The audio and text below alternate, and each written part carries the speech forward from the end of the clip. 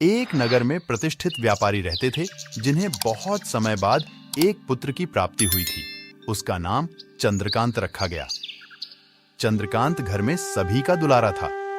अति कठिनाई एवं लंबे समय इंतजार के बाद संतान का सुख मिलने पर घर के प्रत्येक व्यक्ति के मन में व्यापारी के पुत्र चंद्रकांत के प्रति विशेष लाडे-डांट प्यार था, जिसने चंद्रकांत को बहुत बिगाड़ डांट दिया था।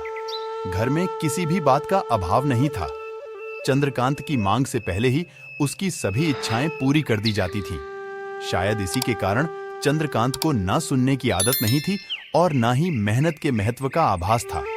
चंद्रकांत ने जीवन में कभी अभाव नहीं देखा था, इसलिए उसका नजरिया जीवन के प्रति बहुत अलग था। और वहीं व्यापारी ने कड़ी मेहनत से अपना व्यापार बनाया था। ढलती उम्र के साथ व्यापारी को अपने कारोबार के प्रति चिंता होने लगी थी। व्यापारी को चंद्रकांत के व्यवहार से प्रत्यक्ष था कि उसके पुत्र को मेहनत के फल का महत्व नहीं पता। उसे आभास हो चुका था कि उसके लाड़ प्यार ने चंद्रकांत को जीवन की वास्तविकता और जीवन में मेहनत के महत्व से बहुत दूर कर दिया है। गहन चिंतन के बाद व्यापारी ने निश्चय किया कि वो चंद्रकांत को मेहनत के फल का महत्व स्वयं सिखाएगा, चाहे उसके लिए उसे कठोर ही क्यों न बनना पड़े। व्यापारी ने चंद्रकांत को अपने पास बुलाया और बहुत ही तीखे स्वर में उससे बात की। उसने कहा कि तुम्हारा मेरे परिवार में कोई अस्तित्व नहीं है, तुमने मेरे कारोबार में कोई योगदान नहीं दिया और इसलिए मैं चाहता हूं कि तुम अपनी मेहनत से धन कमाओ, तभी तुम्हें तुम्हारे धन के मुताबिक 2 वक्त का खाना दिया जाएगा। यह सुनकर चंद्रकांत को ज्यादा कोई फर्क नहीं पड़ा।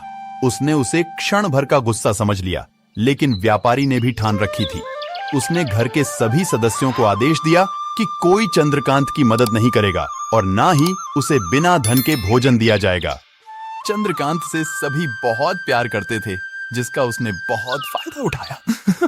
वो रोज किसी न किसी के पास जाकर धन मांग रहा था और अपने पिता को दे देता, और व्यापारी उसे उन पैसों को कुएं में फेंकने का बोलता, जिसे चंद्रकांत बिना किसी अड़चन के फेंक आता और उसे रोज भोजन मिल जाता। ऐसा कई दिनों तक चलता रहा, लेकिन अब घर के लोगों को रोज रोज धन देना भारी पड़ने लगा। सभी उससे अपनी कन्नी काटने लगे, जिस कारण चंद्रकांत को मिलने वाला धन कम होने लगा और उस धन के हिसाब से उसका भोजन भी कम होने लगा। एक दिन चंद्रकांत को किसी ने धन नहीं दिया और उसे अपनी भूख को शांत करने के लिए गांव में जाकर कार्य करना पड़ा। उस दिन वो बहुत देर से थका हारा व्यापारी के पास पहुंचा और धन देकर भोजन मांगा।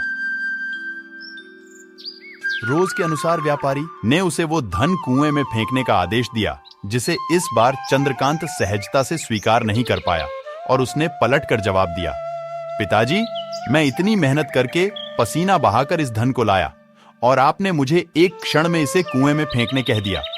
यह सुनकर व्यापारी समझ गया कि आज चंद्रकांत को मेहनत के फल का महत्व समझ आ गया है। व्यापारी भली भांति जानता था कि उसके परिवार वाले चंद्रकांत की मदद कर रहे हैं, तभी चंद्रकांत इतनी आसानी से धन कुएं में डाल आता था। लेकिन उसे पता था एक न एक दिन सभी परिवारजन चंद्रकांत से कन्नी काट लेंगे।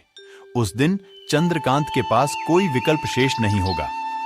व्यापारी ने चंद्रकांत को गले लगा लिया और अपना सारा कारोबार उसे सौंप दिया। प्यारे दोस्तों, इस कहानी से हमें यह सीख मिलती है कि आज के समय में उच्च वर्ग के परिवारों की संतानों को मेहनत के फल का महत्व पता नहीं होता और ऐसे में यह दायित्व उनके माता पिता का होता है कि वो अपने बच्चों को जीवन की वास्तविकता से अवगत कराए। लक्ष्मी उसी घर में आती है जहां उसका सम्मान होता। मेहनत ही एक ऐसा हथियार है जो मनुष्य को किसी भी परिस्थिति से बाहर ला सकता है। व्यापारी के पास इतना धन तो था कि चंद्रकांत और उसकी आने वाली पीढ़ी बिना किसी मेहनत के जीवन आसानी से निकाल लेते, लेकिन अगर आज व्यापारी अपने पुत्र को मेहनत का महत्व नहीं बताता, तो एक न एक दिन व्यापारी की आने वाली पीढ़ी व्यापारी को कोसती। दोस्तों, ये कहानी आपको कैसी लगी कमेंट कर जरूर बताएं।